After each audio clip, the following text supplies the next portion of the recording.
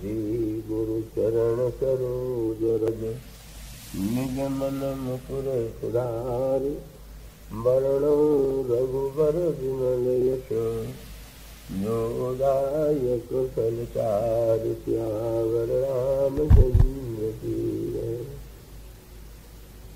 माथे महामणि मोर मंजुल अंग सब चित चोरहि सुर नारी सुर सुंदरी वरहि बिलोक सब तिन तोरहि मणि बसन भूषण वारियारति करहि मंगल गावहि सुर सुमन हरि सहि सूत वांगद बंदि सुजस सुनावहि कहवरहि आने कुंवर कुंवरि सुहासिनी सुख पाई गए अति प्रीति लौकिक रीति लागी करण मंगल गाई गए यह गौरी गौरी सिखाव राम प्रिय संसारद कहे रनिवास हास विलास रसवस जन्म को फल सबल है निज पानी मणि महु देखियति मूरति स्वरूप निधान की चालतिन भुज बल्ली विलोकन विरह भय बस जानकी कौतुक विनोद प्रमोद प्रेम न जाई कही जानहि अली बर कुंवर सुंदर सकल सखी लिवाई जनवा सही चली सही समय सुनिय असीस जह कह नव नगर आनंद महा फिर जीवहु जोड़ी चारु चारो मुदित मन सब ही कहा योगिंद्र सिद्ध मुनि सदैव विलोकी प्रभु दुंदु विहरी हरसि बरसि प्रसोन निज निज लोक जय जय जय भनी सहित बधूषिन कुंवर सब आये पितु पास शोभा मंगल मोद भरी सुन जो जनु जनवास।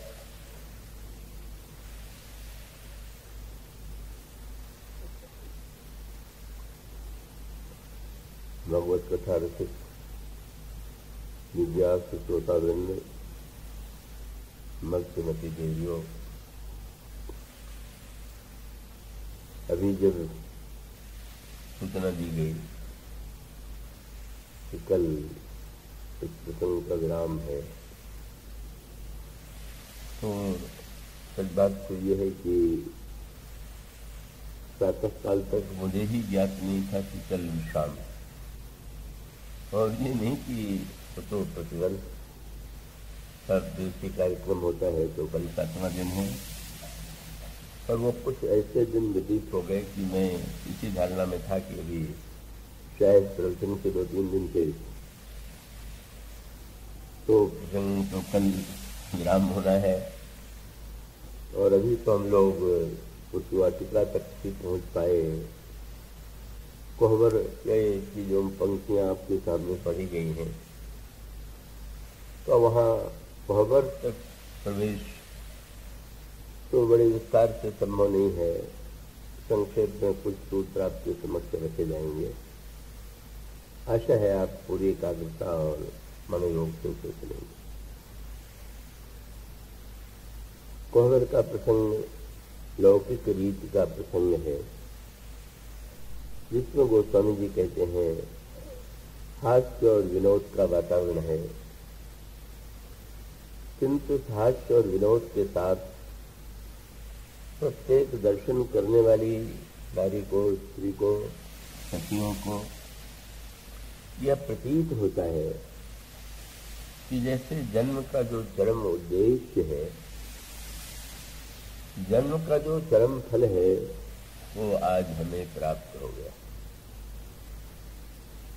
और यही विवाह की विलक्षणता है। कौतुक विनोद तो संसार के सारे विवाहों में उसका आनंद व्यक्ति पाता है,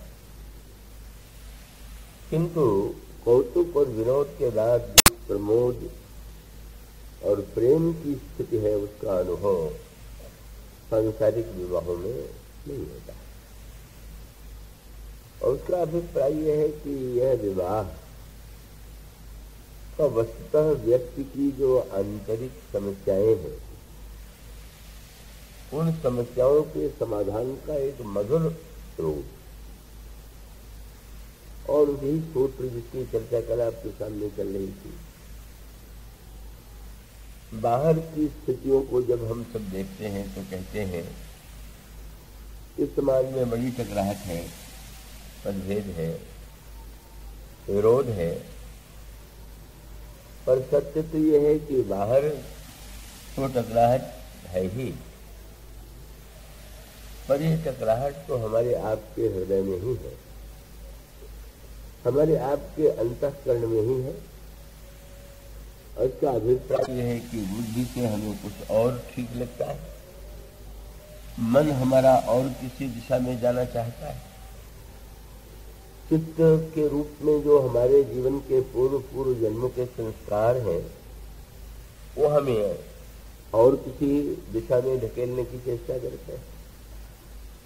और हमारे जीवन का जो अहम है, अहंकार है, तो वो भी सारे सत्कर्मों के बाद अहंकारग्रस्त हो जाता है, व्यक्ति अभिमानी हो जाता है। और अभिमान के लिए दूसरा शब्द है मद। जैसे एक अच्छा खासा व्यक्ति भी जब शराब पी लेता है तो विवेक खो बैठता है। इसी प्रकार से जब अहम के रूप में मद व्यक्ति पी लेता है तो वो अपना विवेक खो बैठता है।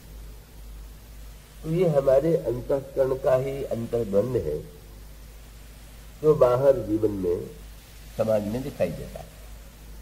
तो जागते रहिए, अभी प्रारंभ ही हुआ, और अगर आप निद्रा की दिशा में जाएंगे तो मेरे लिए तो थोड़ा सा संकोच हो जाएगा। तो हमारे आपके अंतःकरण का जो ये संघर्ष है, कुछ सोचना, कुछ करना, और चाह करके भी जैसे हम जो कुछ कर रहे हैं कभी अप्रत्याशित रूप से कुछ और कर बैठते हैं। ये जो मन, बुद्धि, चित्त और अहंकार, इसे हमारे शास्त्रों ने 4 नाम दिए हैं, इनका स्वर का विभाजन करते हुए इसका समाधान जो है विवाह के माध्यम से देने की चेष्टा की गई। और ऐसे रूप में प्रस्तुत किया गया कि पढ़ने वाला आनंद ले का लोग उन प्रसंगों को पढ़ के झूमते हैं, बड़े आनंदित होते हैं, नृत्य करते हैं। तो ये भी एक आनंद लेने की पद्धति तो है, लेकिन उस आनंद के अंतराल में जो रहस्य है अगर हम उसे नहीं समझ पाते तो ये तो नाच कूद जो है वो संसार में जो अन्य विवाहों में भी हो जाता है, नर्तकों के द्वारा भी हो जाता है। और इस दृष्टि से आपने वह सूत्र ध्यान में रखा होगा, ये पुष्प वाटिका के द्वारा मन की समस्या का समाधान दिया गया। ये जो मनोज है, मनोज शब्द आपने सुना होगा, कामदेव का पर्यायवाची है। काम के लिए कहते हैं कि उसका जन्म मन से होता है। तो मनुष्य के जीवन में मन की विलक्षण क्षमता है, क्योंकि शरीर और इंद्रियों के द्वारा हम और आप जो कार्य करते हैं वो तो प्रत्यक्ष दिखाई देता है, पर इसके पीछे जो मन है वह तो निराकार है, उसकी तो कोई आकृति नहीं। और वो जिस तरह से व्यक्ति को अपनी इच्छा के अनुकूल चलाता है, वो हम उस पर प्रहार भी करना चाहे तो साकार हो तो न प्रहार करे, साकार हो तब न लड़े, निराकार से कैसे लड़े। और तब क्या उपाय है इसका? कई एक रामायण में बड़े सांकेतिक रहस्य प्रकट किए गए। तो श्री राम का नाम राम शब्द उनके लिए, और दूसरी ओर है काम।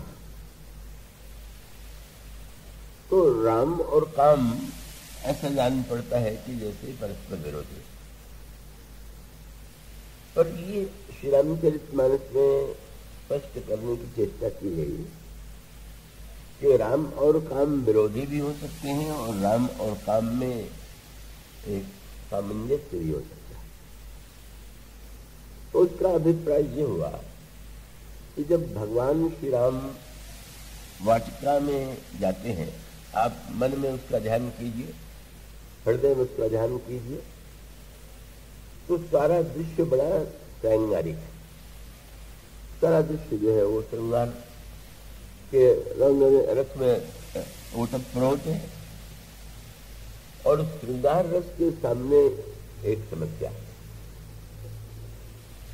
कि एक और जो है साहित्य में 9 रस है, पर उन 9 रसों में से 2 रसों को सबसे अधिक महत्व दिया गया है और वो रस है श्रृंगार और करुणा।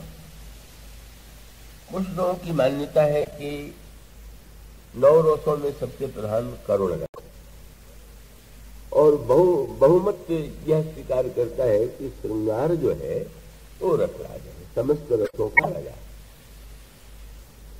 तो अब ये जो करुणा का पक्ष है वो उसका अपने आप में महत्व है, पर यूं अगर विचार करके देखें तो सचमुच श्रृंगार जो है वो तो प्रत्यक्ष रूप से रसराज दिखाई देता है। वो व्यक्ति के मन को श्रृंगार जितने शीघ्रता से आकृष्ट कर लेता है का अपनी दिशा में ले जाता है और कोई रस उतना उस व्यक्ति को आकृष्ट नहीं करता। तो अब जब गोस्वामी जी ने एक बड़ा सुंदर रूपक लिखा है, अब आप देखते रहेंगे तो उसका थोड़ा सूत्र ले सकेंगे, आनंद ले सकेंगे। श्री सीता जी का सौंदर्य, अब सौंदर्य तो संसार में अनेक स्त्री पुरुषों में दिखाई देता है और जहां सौंदर्य होता है वहां व्यक्ति की दृष्टि जाती है, इसकी ओर आकृष्ट होता है। किसी के मन में कलुष होता है, किसी के मन में उतना कलुष नहीं होता है। कोई व्यक्ति उससे बहुत तमसाच्छन्न भी हो जाता है, रजसाच्छन्न भी हो जाता है और कई ऐसे हैं कि सत्य में स्थित रहते हैं। तो अब गोस्वामी जी ने ये कहा, वेदांत ने जो समाधान दिया वो तो ये है कि जो संसार का रूप है वो तो मिथ्या है और यूं अपने स्थान पर तो ये सत्य है ही। अंत तो गत्वा हम और आप देखते ही कि आज जो व्यक्ति बहुत सुंदर प्रतीत हो रहा है, अगर आप उसको नित्य देखें तो आपको उतनी सुंदरता दिखाई देना बंद हो जाएगी, उतना सुंदर प्रतीत नहीं होगा। और उसके साथ साथ वह व्यक्ति भी जो जो उसकी अवस्था बढ़ती जाएगी त्यों त्यों सांसारिक सौंदर्य की न्यूनता भी होती जाएगी और उसके पश्चात अंतोगत्वा तो चाहे कितना भी सुंदर शरीर क्यों न हो, अंत में तो उसका विनाश, उसकी अंतिम परिणति तो विनाश के रूप में है। तो वेदांत ने ये कहने की चेष्टा की, समझाने की चेष्टा की कि मिथ्या जो रूप है उसके पीछे भागने की क्या आवश्यकता है। उसके पीछे मत जाओ। जब समझ लिया कि जैसे स्वप्न में कोई हम देखते हैं कोई दृश्य तो उसके पीछे नहीं भागते, तो अगर ये रूप मिथ्या है तो व्यक्ति को चाहिए तो उस मिथ्या रूप से अपने आप को अलग कर ले, किंतु तर्क संगत होते हुए भी व्यक्ति का जो स्वभाव और वो मन है उससे वो मेल नहीं खाता। और यहां तक कि गोस्वामी जी ने रंग में कहा कि वो तो बड़े बड़े मुनि भी जो ऐसा विश्लेषण करते हैं, सो मुनि ज्ञान निधान मृग नयनी विधु मुख निरखी विवश हो हरि जान नारी विष्णु माया प्रकट। मुनियों के प्रसंग में भी ये बात आती है कि वो सौंदर्य देख करके आकृष्ट हो जाते हैं। तो सौंदर्य का के मिथ्यात्व का निश्चय व्यक्त करता है बुद्धि से और आकर्षण का केंद्र मन है, तो स्वाभाविक है कि बुद्धि जिससे स्वीकार कर लेती है मन उसे नहीं स्वीकार करता। भक्तों ने इसको एक भिन्न रूप दिया। उन्होंने कहा कि सौंदर्य के प्रति यदि हमारा आकर्षण है तो अब हम ऐसे सौंदर्य की दिशा में ही आगे बढ़ें कि जिसमें हमें समग्र सौंदर्य की जो हमारी आकांक्षा है वो हमारी पूरी हो जाए। तो इसलिए भक्तों का जो ईश्वर है वो निराकार नहीं है, साकार है। और वो साकार ही नहीं है, परम सुंदर भी है। यो तो भगवान के अनेक रूप, मछली भी है, कछुआ भी है, शुकर भी है, लेकिन उन रूपों के प्रति तो हमारे मन में आकर्षण नहीं होता है। तो श्री राम और श्री कृष्ण की जो इतनी आराधना है उसके मूल में तो बार बार दोहराई गई कि परम सुंदर है भगवान श्री राम, परम सुंदर है श्री कृष्ण। तो अब सौंदर्य को उस वाटिका में एक बड़ी श्रेष्ठ दृष्टि दी गई और वो दृष्टि गोस्वामी जी ने एक रूपक के माध्यम से पुष्पवाटिका में उसका सूत्र है और आगे उसकी व्याख्या। और व्याख्या यह है कि भगवान श्री राम पुष्पवाटिका में पुष्प चल रहे और अचानक उनके कानों में आभूषणों की ध्वनि आती और वो आभूषण की ध्वनि जो है, जनक नंदिनी सीता अपनी सखियों के साथ श्री राम के दर्शन के लिए आ रही हैं और उस आभूषण की ध्वनि सुन करके प्रभु के मन में काम का संचार हुआ। तब राम के मन में काम, ऐसा गोस्वामी जी कहते हैं। गोस्वामी जी ने कहा भगवान राम ने जब ध्वनि सुनी तो कंकण किंकुण नूपुर धुनि सुनी, कहत लखन सन राम हृदय गुण। तो एक दृष्टि से देखें तो बड़ा पता लगता है कि भाई किसी की सुंदरता सामने हो और व्यक्ति के मन में आकर्षण उत्पन्न हो जाए, ये तो संसार में बहुत देखा जाता है।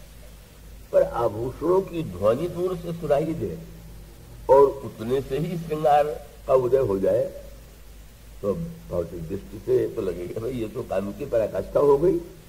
रूप सामने नहीं आया और केवल आभूषण की ध्वनि से ही का आकर्षण उत्पन्न हो गया।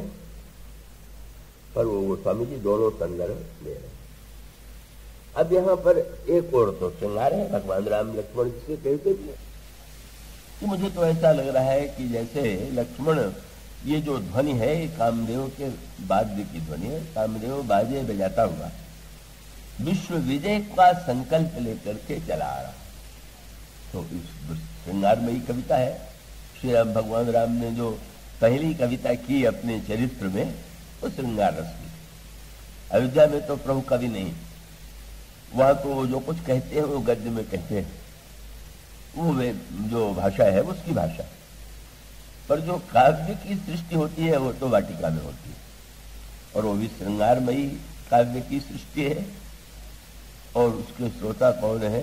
लक्ष्मण। बड़ी अद्भुत बात है। भगवान राम के श्रृंगार के दो श्रोता, संयोग श्रृंगार के श्रोता लक्ष्मण और वियोग श्रृंगार के श्रोता हनुमान जी।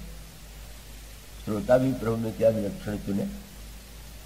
हनुमान जी जो बाल ब्रह्मचारी है, जिनका श्रृंगार और काम से दूर का भी नाता नहीं है, और लक्ष्मण जी जो है का यो उनका विवाह भी है, लेकिन इतना होते हुए भी उन्हें तो जब देखा गया तो वैराग्य के रूप में देखा गया। लखन राम सीता सहित राजत पर्ण तो तीर है, भगत ज्ञान वैराग्य जन सोहत धर शरीर। और दिखाई भी देता है जीवन में कितना तीव्र वैराग्य है, कोई आकर्षण नहीं। और वर्णन कितना मधुर है कि भगवान श्री राम का जब जनक नंदिनी से वियोग हुआ तो उस समय भी बसंत, उस वाटिका में भी बसंत, और जब जनक नंदिनी से वियोग होता है तो भी बसंत का आगमन हुआ। तो बसंत को देख करके प्रभु ने वहां पर भी कविता की और करुणा की कविता की। और उन्होंने कहा कि लक्ष्मण, ये बसंत के आगमन को तुमने देखा? हाँ महाराज। पर ये बसंत क्यों आया हुआ है? तो वहां भी प्रभु ने कामदेव के युद्ध का संकेत किया। उनका कामदेव जो है वो सेना ले करके, कामदेव का सेनापति काव्य में बसंत को माना जाता है। तो बसंत के सेनापतित्व में काम आक्रमण करने के लिए ये सारा समाज लेकर के आ रहा था। लक्ष्मण जी ने कहा कि आ रहा था? हाँ लक्ष्मण।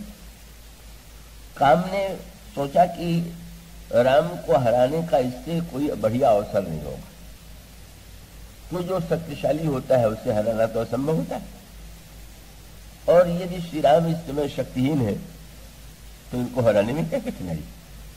तो शक्ति तो नहीं है, तो सीता जी उनकी शक्ति है। तो लक्ष्मण ये सोच करके कि राम शक्तिहीन है, विरह में उनकी शक्ति समाप्त हो गई है, वो आक्रमण करने के लिए आ रहा था, लेकिन रुक गया।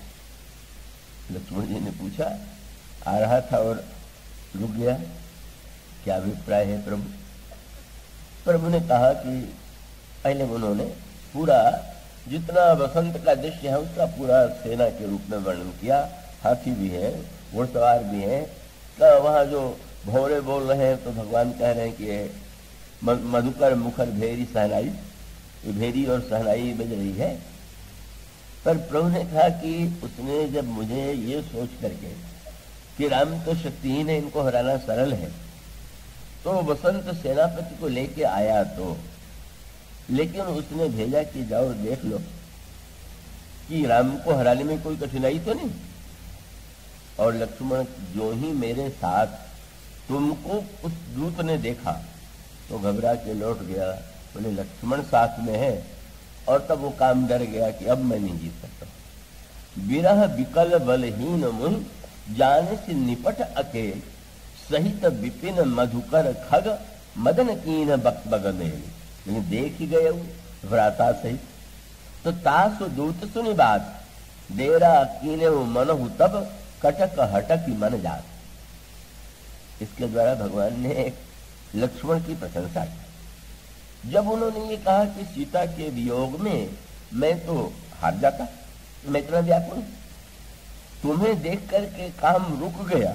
अभिप्राय क्या कि जब मैं वियोग में सीता के अत्यंत व्याकुल हो रहा हूं और जब मेरी दृष्टि तुम्हारे ओर जाती है कि अभी तो यहाँ 2-4 दिन के वियोग में मेरी ये दशा है और 14 वर्ष के वियोग में भी तुम्हारे अंतःकरण में कोई रंच मात्र व्याकुलता नहीं है, तो मुझे लज्जा आती है कि मैं लक्ष्मण का बड़ा भाई होने के नाते मुझे भी तो कम से कम कुछ धैर्य होना चाहिए।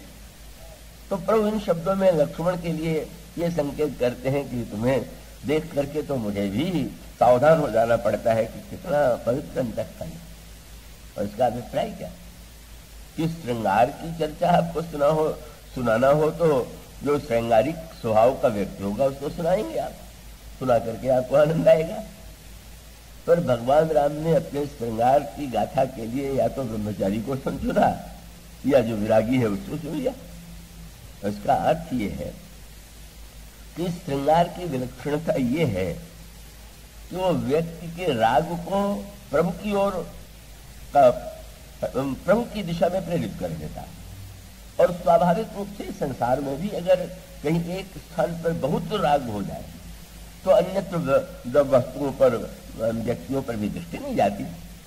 तो भगवान श्री राम ने लक्ष्मण को जब उस कविता के लिए चुना तो प्रभु का अभिप्राय यह था कि वस्तुतः प्रभु की यह श्रृंगार की कथा व्यक्ति को श्रृंगारी नहीं बनाती। परिणाम जो है, श्रृंगार की कविता एक ने सुनाई, दूसरे ने सुनी, और सुनने के बाद वो स्वयं भी श्रृंगारिक और विषयी हो गया। इस देश में जो श्रृंगार रस की कविताएं बहुत ही बड़ी सुंदर रही, लेकिन उनके साथ ये विडंबना थी कि वो तत्कालीन राजा महाराजाओं ने कभी कभी उस श्रृंगार को अपने जीवन में ही घटित करने की चेष्टा की। तो अब वो जब घटित करने की चेष्टा की जाएगी तो वो व्यक्ति जो है श्रृंगार के प्रभाव से हो तो उसका पतन हो जाएगा। और जब हनुमान जी को चुनते हैं तो और अद्भुत बात हुई। हनुमान जी से प्रभु कहते हैं कि हनुमान तुम मेरे दूत बन करके जाओ और कहीं बल विरह वेग तुम आयो। और उसका भी अभिप्राय है कि भगवान राम का ये जो दिव्य श्री सीता और श्री राम का श्रृंगार है हमें ऊपर की दिशा में ले जाता है, ऊर्ध्व मुख बनाता है, हमारी दृष्टि को अधोगामिनी दृष्टि हमारी नहीं होती। और उसका मूल सूत्र वही कि सौंदर्य को देखते देखते हम संसार की सुंदरता को देखते हैं और भगवान की सुंदरता को देखें तो उसमें एक अंतर है। भगवान की संसार की सुंदरता को आंख से देखिए और मन से देखिए, बस बुद्धि को वहां पास में ना आने दीजिए, नहीं तो सारा आनंद समाप्त हो जाएगा। और इसका अभिप्राय यह है कि भाई आप किसी का चित्र लें तो बड़ा सुंदर लगेगा, और कहीं उसको एक्सरे यंत्र के सामने खड़ा कर दें और उससे जो उसका चित्र आ गया आप उसको देखें कि अच्छा यही वो है जो इतना सुंदर दिखाई देता था, ये तो केवल ढांचा है। तो उसका अभिप्राय ये है कि वो रोग वोग में तो जब आवश्यकता होती है तो उसका प्रयोग कर लेते हैं। पर कोई व्यक्ति जो है तो अपने जो स्थान है डाइनिंग रूम है उसमें कोई एक्सरे वाले चित्र को थोड़ी टांगेगा कि हमारे बेटे का चित्र है, ये हमारी पत्नी का चित्र है, असली भीतर का चित्र तो वही। तो इसका अभिप्राय यह है कि आनंद तो तभी व्यक्ति लेगा जब थोड़ा सा बुद्धि को दूर रख करके उसको सही मान ले, और इसलिए तो आता है जब शूर्पणखा परम सुंदरी के रूप में प्रभु के पास आती है तो प्रभु ने तो देखा नहीं, लक्ष्मण के पास भेज दिया, और लक्ष्मण जी के सामने जाकर के शूर्पणखा ने जब विवाह का प्रस्ताव किया तो लक्ष्मण जी ने उत्तर देते हुए जिस पहले शब्द का प्रयोग किया उससे शूर्पणखा को थोड़ी आशा बंधी। उन्होंने कहा सुंदरी सुन, पहला शब्द उनका सुंदरी सुनो। श्री राम ने तो एक बार भी सुंदरी नहीं कहा, लक्ष्मण जी ने सुंदरी कहा तो शूर्पणखा को लगा कि छोटा भाई रसिक है, जो कहना चाहिए वो कह रहा, बड़ा सुस्त स्वभाव का राजकुमार था, मैं कह रही हूं बात कर रही हूं मेरी ओर देख ही नहीं रहा। पर आश्चर्य था कि शब्द तो सुंदरी कह रहा है, पर उसको लगा कि अच्छा तो सुंदरी कह रहा है तो मेरी ओर ध्यान से देख रहा होगा, पर ऐसा नहीं। सुंदरी तो कह रहे थे शूर्पणखा और देख किसके रहे थे, गोस्वामी जी ने लिखा प्रभु बिलो की बोले मृदुबानी, देख रहे हैं श्री राम की ओर बात कर रहे हैं कि शूर्पणखा को आश्चर्य हुआ कि सुंदरी कहने के बाद तुम उधर क्या देख रहे हो, मेरी ओर तो नहीं देख रहे हो। लक्ष्मण जी मन ही मन हंसे कि जब तक मैं नहीं देख रहा हूं तभी तक तुम सुंदरी, एक बार जब मैं उठा करके दृष्टि देख लूंगा तो सारी तुम्हारी सुंदरता समाप्त हो जाएगी। यही सत्य है, वैराग्य की दृष्टि जब तक नहीं पड़ी है, विवेक की दृष्टि नहीं है तब तक सौंदर्य दिखाई देगा, पर जब विवेक और वैराग्य की दृष्टि से देखेंगे तो लगेगा कि सौंदर्य तो बिल्कुल क्या है, छलना है, भुलावा है। तो वस्तुतः संसार के सौंदर्य को तो देखने के लिए आवश्यकता है मन होने की, पर भगवान की सुंदरता को देखने के लिए मन लगाइए और बुद्धि भी लगा लीजिए, और अधिक आनंद आवेगा तब आपको जब आप चित्त भी इसमें लगा लेंगे। इसलिए जब वन पथ में प्रभु चलते हैं और मार्ग में रहने वाली स्त्रियां और पुरुष देखते हैं तो गोस्वामी जी ने वो अंतर बता दिया। क्या उन्होंने कहा कि राम लखन सिय सुंदर ताई सब चितवही चित मन मति लाज, बुद्धि लगा करके देख रहे हैं, चित्त लगा करके देख रहे हैं, मन लगा के देख रहे हैं, और उसका अर्थ है जितनी गहराई में आप बैठते जाइएगा ये सौंदर्य उतना ही अद्भुत और आनंदमय, अनंत आनंदमय, अनंत कल्याण में हमारे अंतःकरण में उस सौंदर्य की स्थापना होगी। तो बस इस सौंदर्य के का अभिप्राय ये है कि हमें सौंदर्य आकृष्ट करता है, और आकृष्ट करता है तो भक्तों ने अपने इतने सुंदर भगवान को प्रस्तुत किया और ये दिखाई भी देता है। गोस्वामी जी के जीवन में कितने श्रृंगारिक व्यक्ति थे, कैसी उनके जीवन में काम की वृत्ति कितनी प्रबल थी, उनके विषय में जो उपाख्यान आता है वो कवित्व में, कल्पना में भी आप कह सकते हैं, पर उसकी अगर आप व्याख्या करें तो उसको उस अर्थ में भी देखा जा सकता है। पत्नी के प्रति उनका इतना राग कि वियोग उन्हें सहन नहीं होता, और यदि किसी कार्य से तुलसीदास जी कहीं गए तो पत्नी के भाई आए हुए थे और वो लगा कि आज नहीं है तो कम से कम मैं आज तो अपने मायके जा ही सकती हूँ, तब वो चली जाती हैं और गोस्वामी जी लौट करके आते हैं तो इतने बेचैन हो जाते हैं कि उनको एक दिन का भी वियोग असह्य है, कितनी तीव्र कामुकता की रात की वृत्ति है। और वो जब कथा आती है कि जब वो गए तो नदी में बाढ़ आई हुई थी और उसमें कूद पड़े, तो ये जो वासना की नदी है, नदी में कूद पड़े कि नहीं कूद पड़े एक अलग ऐतिहासिक तथ्य हो सकता है, पर जब एक बार व्यक्ति में कामावेश होता है तो वासना की नदी में कितनी भी तेज बाढ़ क्यों न हो, वो साहस करते ही है, कूद पड़ता ही है, कूद पड़े। और मीठा संकेत ये है कि अब उस नदी के प्रवाह में पार होना क्या तैर के संभव है क्या? तो मुर्दे के सहारे पार हुए। और याद रखिए कि वासना के प्रवाह में बहने पर लोक लाज का भय बहुत होता है, पर मुर्दे का सहारा ले ले, ये मुर्दे में कोई लोक लाज, कोई निंदा, मुर्दे की आप कितनी भी निंदा कीजिए, कुछ भी कहिए, क्या मुर्दे पर कोई प्रभाव पड़ता है? इसका अभिप्राय वासना के प्रवाह में लोक लाज, लोक निंदा की कोई चिंता नहीं। और जब ये कहा जाता है कि खिड़की में कब द्वार तो बंद है, तो मर्यादा का द्वार तो बंद हो ही गया रात्रि को, तो रात्रि को थोड़ी द्वार खुला रखा जाता है, तो वो खिड़की। और खिड़की में कहा जाता है कि वो सर्प के सहारे, उन्हें मृत्यु का भय भी जिसे नहीं है, और वो इतना अंधत्व है वासना और काम का कि वहां पहुंच जाते हैं।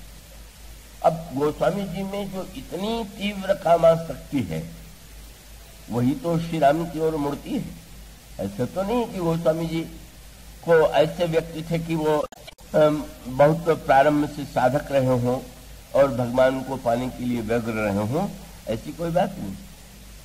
और ये उसका अभिप्राय केवल इतना ही है, कहा जाता है कि रत्नावली ने जब देखा तो गोस्वामी जी को तो ये विश्वास था कि वो गदगद हो जाएगी कि मेरे प्रति कितना स्नेह है, एक रात्र का भी वियोग सह नहीं पाए। लेकिन पत्नी के सामने तो लोकलाज भी है, समाज की मर्यादा भी है, और वो जो फटकारती है वो कोई नहीं कि रत्नावली जो थी बड़ी भक्त थी।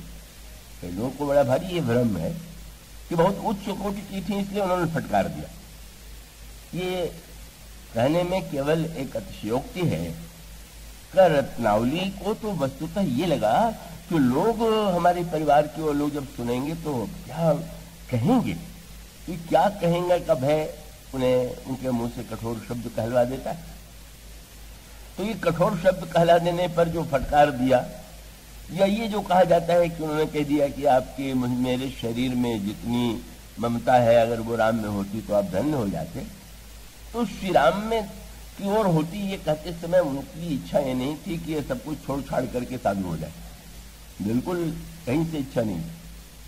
उसका अभिप्राय तो ये था, तात्कालिक रूप से कह दिया कि क्योंकि प्रारंभ में गोस्वामी जी का एक ऐसे रूप में थे कि जिसमें का एक श्रेष्ठतम संस्कार थे, तो उसको ध्यान आ गया।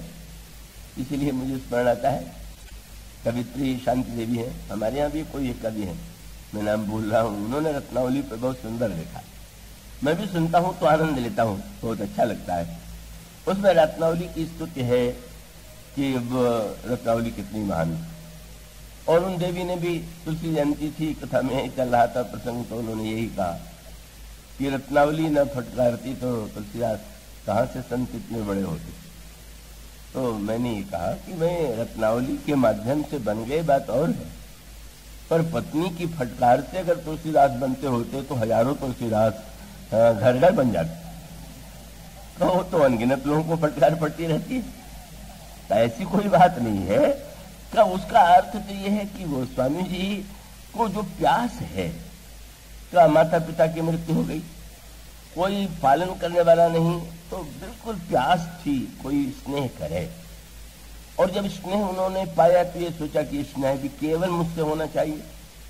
तो समाज में जब कोई स्नेह देगा तो केवल कैसे देगा? पत्नी है, पति से बहुत प्रेम करेगी, पर उसके भाई हैं, उसके पिता हैं, उसके और नाते हैं। तो अब बस गोस्वामी जी की जो ये तीव्र प्यास है काम की बेचैनी, बस वियोग सहन नहीं होता, प्रेम पूरा का पूरा चाहिए। और दर्द से जब निराशा हुई तो निराशा होने के बाद गोस्वामी जी उस सौंदर्य की खोज में चल पड़े। उन्हें तो सुंदरता चाहिए, और बस वो काम और राम में केवल अक्षर ही तो बदलना है। और मैं तो ये कही है केवल क और र का एक भेद है, बस काम की दिशा जो थी वो राम की ओर ले जाती।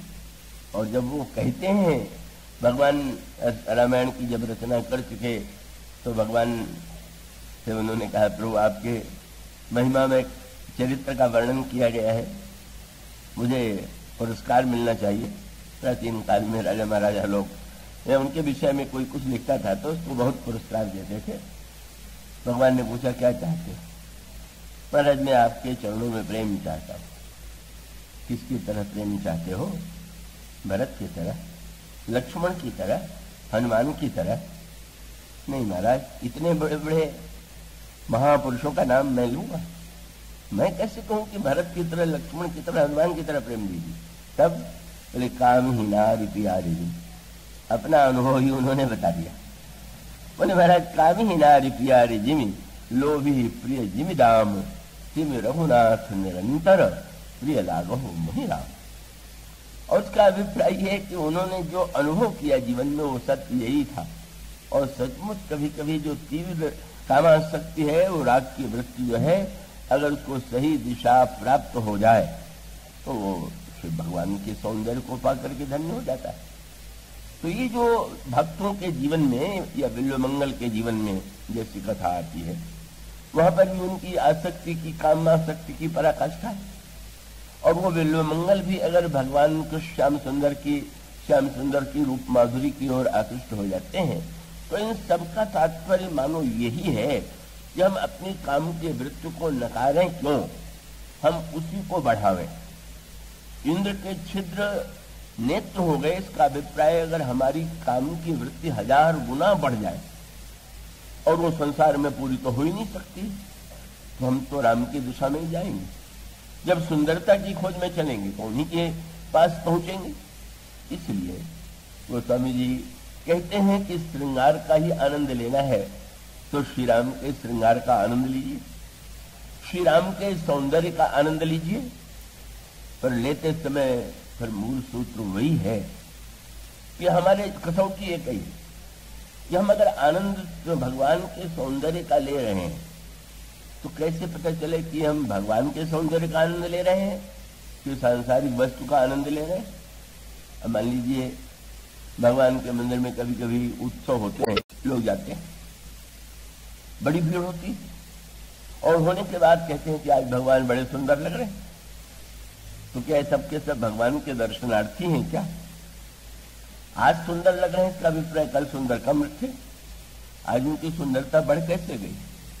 उस दिन कोई साटन का, सिल्क का कपड़ा लगा दिया गया हो, पहना दिया गया होगा, कोई बिजली की चमक हो गई होगी तो आपको भगवान सुंदर लगने लगे। तो आप भगवान की सुंदरता देखने नहीं गए थे, बिजली की चकमकाहट और कपड़े की सुंदरता देखने गए। भगवान की सुंदरता जिस दिन, गाना बंद मत कीजिएगा, देखिएगा, लेकिन इसको देखने का फल ये है कि ये वस्तुएं भगवान के सौंदर्य को थोड़ी बढ़ाती है। भगवान तो परम सुंदर हैं, ये वस्तुएं भगवान के स्पर्श से अगर सुंदर हो गई, इसलिए भगवान राम जब सीता जी का सौंदर्य देखते हैं तो सुंदरता की परिभाषा जो करते हैं, वे कहते हैं कि सीता सुंदरी नहीं। तब बोले सुंदरता कहाँ सुंदर करे, ये सुंदरता को सुंदर बनाती है। और यही दृष्टि भगवान का सौंदर्य है। भगवान तो जिस वस्तु का स्पर्श कर देते हैं वही सुंदर हो जाता है। उनके स्पर्श की विशेषता यह है कि इसमें सौंदर्य आ जाता है। और इसलिए ये श्री राम के श्रृंगार का वर्णन, मानो हम भगवान के श्री विग्रह को देखें, उनके रूप को देखें, और देखें किसके माध्यम से? में तो आप पुरुष बन के जा नहीं सकते। पुरुष तो एक लक्ष्मण जा सकते हैं और उनकी दृष्टि अलग है। स्त्री बन करके, माने स्त्री माने शरीर से वस्त्र पहन के स्त्री बन जाना आवश्यक नहीं है, पर मानो भोक्तापन की वृत्ति पुरुष में है। भोक्तापन की वृत्ति छोड़ करके जब हम भोग्य बन जाए माने हम जिस समय अपने आप को समर्पित कर दें भगवान के लिए, तब मानो उस दर्शन की सार्थकता। और इस तरह से गोस्वामी जी ने व्यक्ति के मन को आकृष्ट करने के लिए, गोस्वामी जी कहते हैं भगवान तो हर तरह से एक वस्तु जो है लेने के लिए प्रस्तुत। और कितना सुंदर चित्र है, जब प्रकट भे हुए लता भवनते प्रकट भे यही अवसर दो भाई, निक से जन जुग विमल विधु जलद पटल विलगाई शोभा सिंह शुभग दो वीरा। पढ़िए, गोस्वामी जी बार बार उस सौंदर्य का चित्र क्यों खींचते हैं कि पढ़ते समय हमारी आपके आंख के सामने वो रूप आ जाए। शोभा स्नीव सुभग दो वीरा, नील पीत जल जात शरीरा, मोर पंख सिर सोहत नीके, गुच्छ बीच बिच कुसुम कली के, भाल तिलक सब बिंद सुहाये। बिल्कुल इस तरह से गोस्वामी जी एक बात कहते कहते बहुत बढ़िया बात कहते, श्री राम के होठों पर हंसी है, और हंसी का उद्देश्य क्या है? हंसा तो किसी बात पर जाता है, तो कोई हंसी की बात किया नहीं, तो ये हंसी क्यों हो रही, हंसी इनके ऊपर क्यों?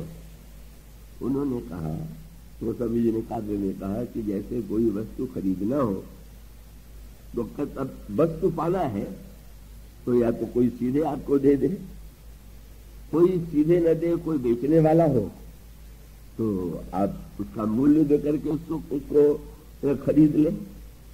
कुछ ऐसे भी व्यक्ति होते कि कहिए वो चुरा भी लेते, पसंद आई तो चुरा लिया। तो भगवान इस सब कलाओं का प्रयोग करते हैं जीव के लिए, और क्या करते हैं का भगवान का जो मन ये हंसी है काहे के लिए? जब भगवान को कोई मन प्रिय लग जाता है और वो सीधे ना दे तो भगवान कहते हैं अच्छा, तो समय शब्द क्या लिखे, हास विलास ले तो मन मोला।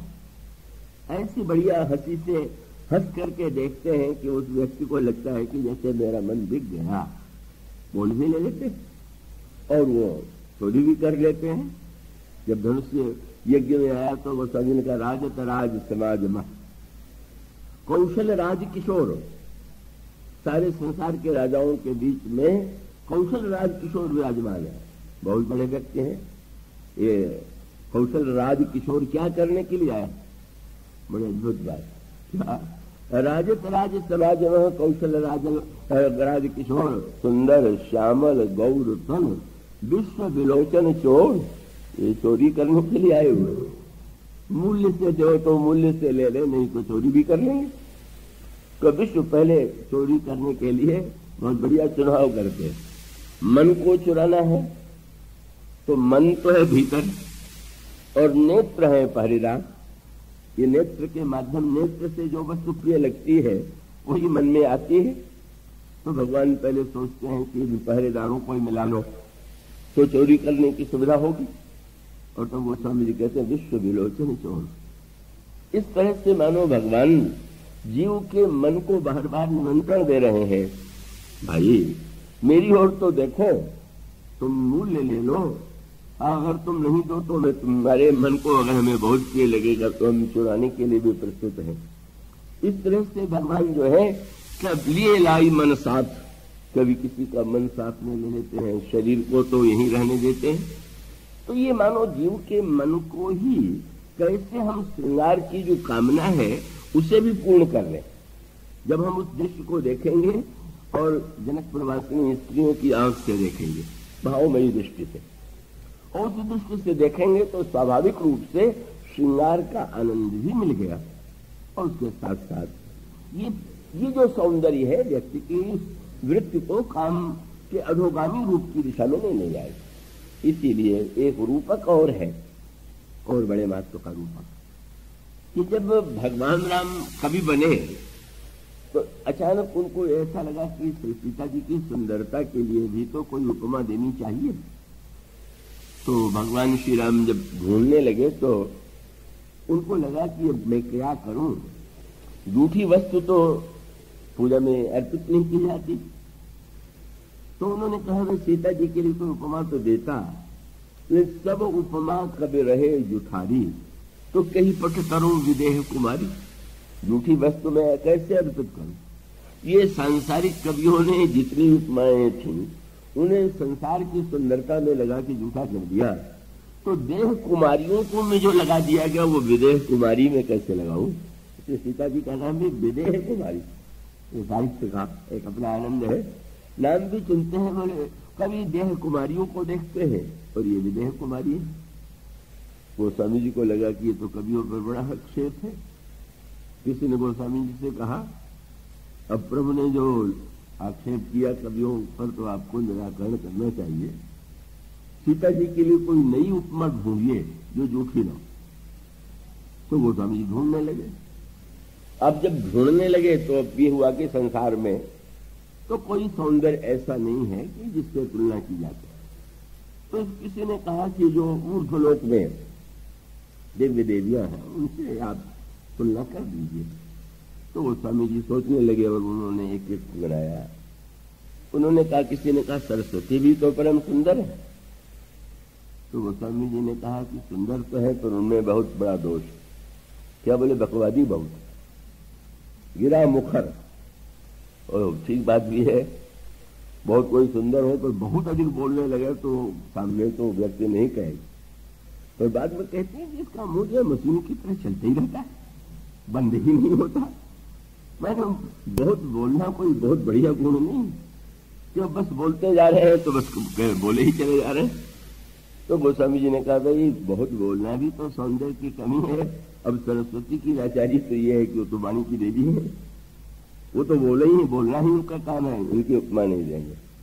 तो पार्वती जी तो महान परम सौंदर्यमयी है, कहाँ उनकी हम ये तो नहीं कहेंगे, लेकिन तनु अर्ध भवानी, शंकर जी और पार्वती मिलकर एक हो गए। आधा शरीर पार्वती का, आधा शंकर का, तो अब आधे शरीर के कैसे तुलना दे? उनको भी कहा कि वो भी ठीक नहीं। तो किसी ने कहा लक्ष्मी जी, महालक्ष्मी, उनसे बढ़ के सौंदर्य में कौन होगा? तो उन्होंने कहा उनमें सुंदरता तो है, तो उपमा देता भी, लेकिन मैं क्या बताऊं, उसके भाई बहन इतने हैं दो, और दोनों से इतना प्रेम करती हैं कि जहां जाती हैं लेती जाती हैं। तो अब मैं तो सीता जी से तुलना नहीं करूंगा। क्या बोले? विश्व बारुणी बंधु प्रिय जे ही तो कही रमासम किम वैदेही। लक्ष्मी जी का एक भाई बहुत प्रिय है विश्व, और दूसरी बहन बहुत प्रिय है वारुणी। जहां जाती है नशा उत्पन्न कर देती हैं, भौतिक ही नहीं और भी नशे उत्पन्न हो जाते हैं, और साथ साथ विश्व तो मारक होता ही है। अंत में व्यक्ति को लक्ष्मी के पाकर के उन्मत्त होगा तो उसके जीवन में मृत्यु की अंतिम विषाक्त परिणति होगी। तो उन्होंने कहा कि लक्ष्मी जी की मैं उपमा तो देता, लेकिन इनके कारण नहीं दूंगा। तो फिर अब उन्होंने कहा अब मैं एक नई लक्ष्मी बनाऊंगा, और वो नई लक्ष्मी माने सुंदरता में जितने दोष हैं उन दोषों को मिटाने की चेष्टा। अब गोस्वामी जी ने जो कहा वो तो बहुत ही विलक्षण उपाय थे। उन्होंने कहा कि समुद्र मंथन होना चाहिए, समुद्र मंथन में मथानी चाहिए, समुद्र मंथन में रस्सी चाहिए, का समुद्र मंथन में मथने वाला चाहिए। तो उन्होंने एक बड़ा विलक्षण रूप प्रस्तुत किया। उन्होंने कहा जो छवि सुधा पयो निधि होई, छवि का अमृतमय समुद्र, तो और सारी वस्तुएं तो समुद्र में बदल दिया। पर वो पूछा गया कि वो कच्छप भगवान उसमें थे, तो वो जो कच्छप भगवान थे उनको बदल के यहाँ कौन सा कच्छप लाइएगा? तो उन्होंने कहा नहीं, और सारी वस्तुएं बदलूंगा पर वो कच्छप वही रहेगा। तो शब्द क्या है? जो छवि सुधा पयोनिज होई, परम रूप में कच्छप सोई। और उसकी बहुत बड़ी बात कह दी, आगे चल करके उसको आप पढ़ेंगे तो समझ लेंगे। पर्वत चाहिए मंदराचल, तो उनका ये जो है श्रृंगार रस जो है यही मंदराचल पर्वत, और शोभा जो है वही वासुकीनाथ के रूप में रस्सी। और कामदेव जब मंथन करेगा, ये वस्तुएं तुलसीदास जी ने एकत्र की। अब इसका सूत्र क्या है? उन्होंने कहा श्रृंगार रस मंदराचल है, पर मंदराचल के साथ समस्या यह है कि मंथन करने के लिए उसको रस्सी से आवेष्टित रखना होगा। रस्सी नहीं होगी तो मथानी एक और ढुलक जाएगी। और दूसरी समस्या समुद्र मंथन में ये थी कि जब मंथन के लिए समुद्र में मंदराचल पर्वत को डालने की चेष्टा की गई तो नीचे की ओर पाताल में जाने लगा। अब क्या हो? और तब भगवान ने कछुए का रूप बनाया और उनकी पीठ पर उस पर्वत को रख दिया गया, पर्वत स्थिर हो गया। अपनी मधुर गोस्वामी जी की कल्पना। बोले श्रृंगार रस के साथ दो समस्या है। एक तो उच्छृंखल न हो जाए, इसके लिए उसको आवेष्टित कीजिए ऐसा सौंदर्य कि जिसमें शोभा बनी रहे, नग्नता ना आ जाए, इससे शोभा रजू है। पर दूसरी बात कितनी सुंदर है कि श्रृंगार रस का मंदराचल अधोगामी हो जाएगा, पर भगवान से उसको जोड़े रखेंगे। बस भगवान पर आश्रित श्रृंगार जो है वो स्वामी जी ने कहा जब और मथने के लिए और किसी को नहीं चुना, कामदेव से मंथन कराया। महाराज ये काम को आप क्यों ले आए? मानो स्वामी जी का अभिप्राय ये है कि काम दूसरों के मन में उच्छृंखलता और वासना की सृष्टि करता है, पर जब मंथन करके वो प्रकट करेगा तो उसमें जो लक्ष्मी प्रकट होंगी वो काम की पुत्री होंगी, और कोई व्यक्ति अपनी पुत्री की ओर दूसरों को वासना युक्त बनाने की चेष्टा नहीं करेगा।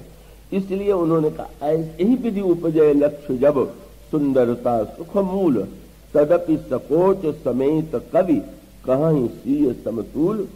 मानो उस सौंदर्य में जिसमें विष न हो, इसलिए सुधा का समुद्र है, वह सौंदर्य जो अधोगामी न बनावे, वह सौंदर्य जो मर्यादित हो, भगवान से जुड़ा हुआ हो और व्यक्ति के मन को वासना युक्त न बना करके वो व्यक्ति के मन को ऊर्ध्वमुखी बनावे, ये है गोस्वामी जी का उद्देश्य। इस तरह से उन्होंने पुष्पवाटिका प्रसंग में और श्री सीता जी और श्री राम के सौंदर्य के माध्यम से मन की समस्या का स्वरूप प्रस्तुत किया, और उसके बाद बुद्धि चित्त अहंकार, इन सब बुद्धि की समस्या की बात कल आपके सामने की जा चुकी है।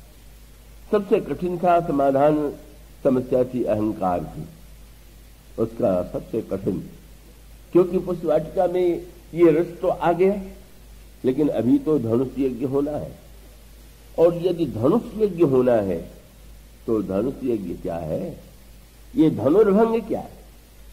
अभी जब तक धनुष नहीं टूटेगा तब तक भगवान राम और सीता जी का मिलन नहीं होगा। और यही सबसे संसार में सब एकत्र हैं, सब एकत्र हैं, लेकिन एकत्र होते हुए भी कोई उसको तोड़ना तो दूर रहा, हिला भी नहीं पाता।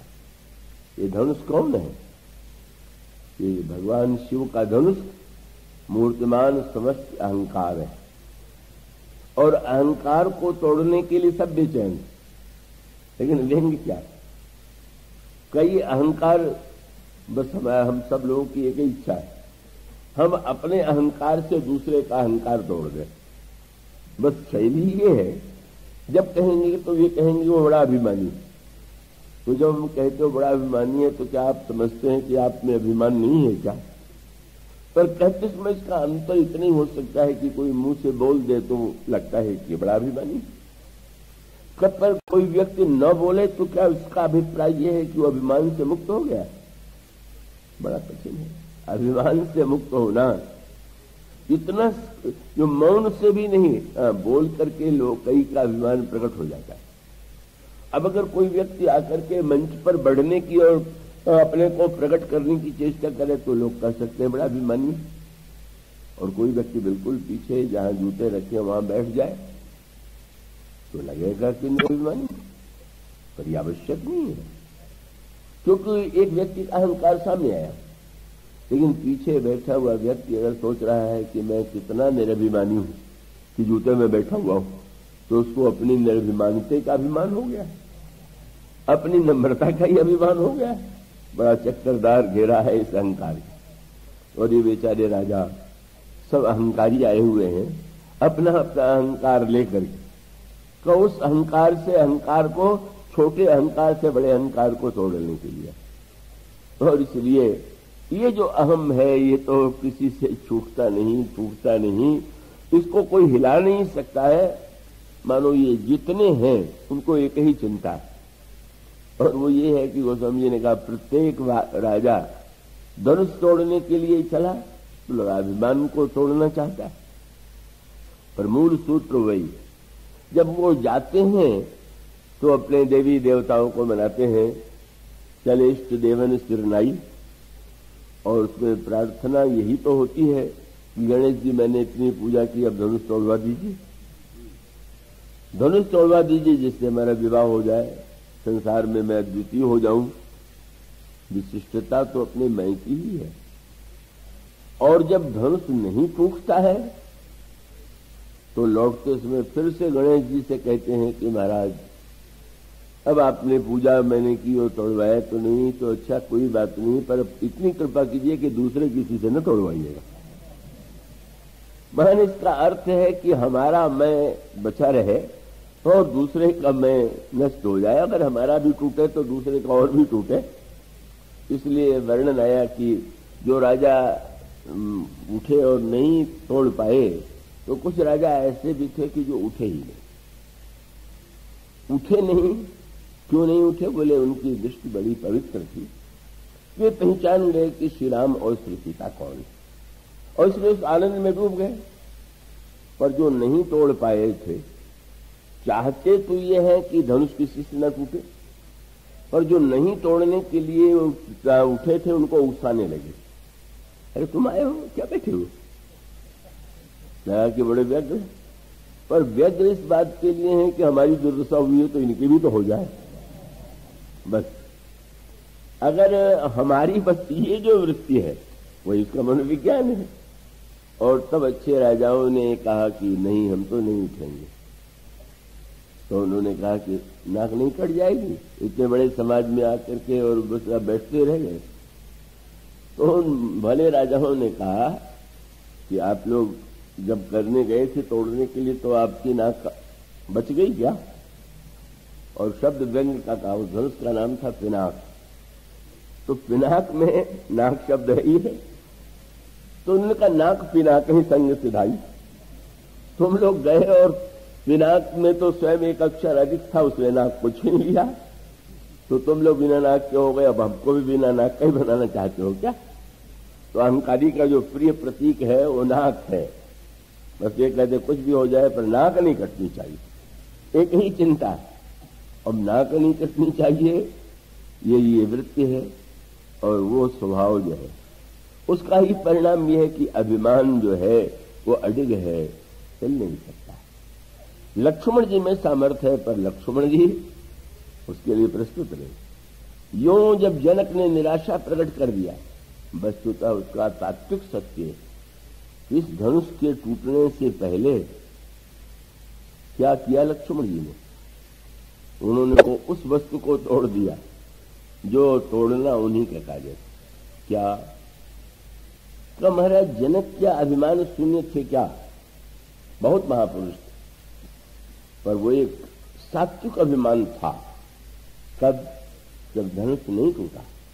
और क्रोध में भर करके उन्होंने कहा कि देश देश के भूपति नाना, आए सुनी हम जो पन ठाना, देव दनुज धरि मनुज शरीरा, विपुल वीर आए रणधीरा।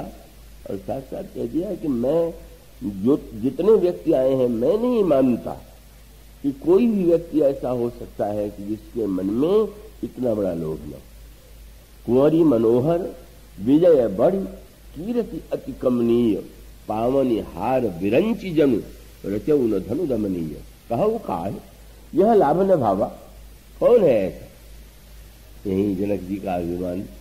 माने स्वयं त्यागी है, स्वसंदेह विरागी है, सीता जी का समर्पण करना चाहते हैं, पर जब वो ये कहते हैं कि कोई मुझे छोड़ के हो ही नहीं सकता ऐसा, तो एक ऐसा विचित्र प्रकार का अभिमान। अपने में त्याग दिखाई दे, वैराग्य दिखाई दे, और दूसरे में न दिखाई दे, और वहीं वैराग्य के साकार रूप लक्ष्मण जी विराजमान। और तब लक्ष्मण जी उठ के खड़े हो गए। उनका जनक ऐसे बोल सकते हैं? और जब प्रभु से उन्होंने कहा कि धनुष तोड़ दें, तो प्रभु ने मुस्कुरा करके संकेत किया, बैठ गए। और संकेत किया तो किसी ने बाद में लक्ष्मण जी से पूछा कि अब आपको जब तोड़ना ही नहीं था, पहले भी आपने उठ के नहीं तोड़ा, और बाद में भी कह दिया पर तोड़ा तो नहीं, क्यों? तो उन्होंने यही कहा कि वस्तुतः मैं तोड़ने के लिए उठा था, वो तो प्रभु की ही प्रेरणा थी, और वो मैं वस्तुतः दो वस्तुएं तोड़ना चाहता था। क्या? बोले जनक के वैराग्य का अभिमान और उनका ये भ्रम कि उनके टूटे बिना धनुष के सीता का विवाह नहीं हो। मैंने ये बता दिया कि लक्ष्मण जैसे व्यक्ति हैं जिनमें सामर्थ्य होते हुए भी आकांक्षा नहीं, और वो सत्य को जानते हैं कि सीता और राम तो अभिन्न हैं, उनका विवाह होना कहाँ है, वो तो सदा का विवाह। और इसके बाद श्री राम के द्वारा धनुर्भंग माने ईश्वर को छोड़ करके कोई भी अच्छा काम हम और आप करेंगे तो उसमें मैं को तो जोड़े बिना नहीं काम होगा। और उस मैं को अगर कोई तोड़ सकता है तो वह तोड़ सकता है कि जो तोड़ने की प्रयत्नशील ही न हो। जो तोड़ेगा वो तो अभिमानी बन के तोड़ेगा, और अभिमानी की स्थिति तो बड़ी सोचनी है, कब काहे में अच्छा लगेगा। तो इसलिए अगला व्यंग आता है, जब धनुष प्रभु से टूट गया तो टूट जाने के बाद परशुराम जी आ गए, और परशुराम जी ने जब फरसा उठा करके कहा कि धनुष तोड़ने वाले का सिर में काटूंगा, तो इन राजाओं को अपने अपने इष्ट देवों की फिर से याद आई, और उन्होंने कहा बड़ी कृपा की तोड़वा नहीं दिया, नहीं तो अब तो सिर ही कटता। तो उस बेचारे अभिमानी व्यक्ति का जो केंद्र है वो तो परिवर्तित होता रहता है, वो तो भगवान राम है, जिसमें अहम है ही नहीं। इसलिए ले तो चढ़ावत खंचत गाढ़े, काहू न लखा देख सब ठाड़े। भगवान राम को तो किसी ने धनुष न उठाते देखा, न चढ़ाते देखा, न तोड़ते देखा, कर्म हो गया और कर्ता नहीं दिखाई दिया। यही जो ईश्वर का जब संस्पर्श होता है, ईश्वर दिखाई नहीं देता कुछ करता हुआ, लगता यह है कि वो कुछ नहीं करता, लेकिन वस्तुतः न कुछ करते हुए भी सब कुछ वही तो करता। जब महाभारत के युद्ध में भगवान कृष्ण ने कहा कि मैं शस्त्र नहीं उठाऊंगा, मैं युद्ध नहीं करूंगा, और दुर्योधन को लगा कि जब ये नहीं करेंगे तो इनको ले जाके क्या हम पूजा करेंगे, इसलिए उसने तो उनसे सेना मांग लिया, महाराज हमें तो सेना दे दीजिए, आप यही विराजमान रहिए। और उस निष्क्रिय ईश्वर को मांग लिया अर्जुन ने, और रथ पर बैठा रहा, अस्त्र भी नहीं उठाया, और एक दिन उठाने का अभिनय भी किया तो बस केवल उठा के रह गए भीष्म के प्रसंग में, लेकिन वहां पर भी का चलाया कुछ नहीं। लेकिन ये सब किसने किया, और उसका उत्तर अंतिम दिन मिला। भगवान तो जैसा अभिनय स्वीकार करते हैं वही करते हैं। नित्य वो जो है सारथी के रूप में अर्जुन से कहते हैं रथ पर बैठिए, हाथ पकड़ करके बैठाते हैं, फिर स्वयं आगे बैठते हैं, घोड़े की रात संभालते हैं। जब सायंकाल में आते हैं तो पहले उतरते हैं, अर्जुन से उतरने का अनुरोध करते हैं, और सारथी के धर्म का ठीक निर्वाह करते हैं। पर युद्ध जब समाप्त हो गया तो उस दिन भगवान कुछ बदले हुए दिखाई दिए। उन्होंने कहा कि अर्जुन आज तुम पहले उतरोगे। अर्जुन भगवान का भक्त है, आश्चर्य तो हुआ पर उतर गया, और जो ही उतरा अगले क्षण दृश्य दिखाई पड़ा कि वो जो ध्वजा पर विराजमान हनुमान जी थे अंतर्धान हो गए, और दूसरे ही क्षण वो रथ जो था वो जल के भस्म हो गया। अर्जुन ने कहा मेरा ये क्या हुआ, और तो भगवान ने हंस के कहा बाण तुम्हारे पास ही नहीं थे, उन योद्धाओं के पास भी तो थे, और उन्होंने भी बाण चलाए, पर जब तक मुझे तुमसे काम लेना था तुम्हारे रथ को मैंने जलने से बचाए रखा। अब वो युद्ध समाप्त हो गया और रथ भी समाप्त हुआ। तब पता चला कि यह सारथी जो है सचमुच न करता हुआ दिखाई देने पर भी सब कुछ कर रहा था। और ये केवल अर्जुन का सत्य नहीं है, हमारे आपके जीवन का भी सत्य है। ये हमारा आपका शरीर रथ है, और उसमें ईश्वर ही सारथी, और वो ईश्वर कुछ करता हुआ नहीं दिखाई देता, पर जिस दिन वो चाहता है कि काम पूरा हो गया वो भस्म ही तो होता है शरीर। यही तो जीवन का सत्य है, महाभारत का सत्य है। जब हम ये अनुभव कर लेंगे जो न करने वाला है वही सबसे अधिक कर रहा है, बस हमारा अभिमान उसी से समाप्त हो जाएगा। इसके बाद की चर्चा और समापन कर बोलिए।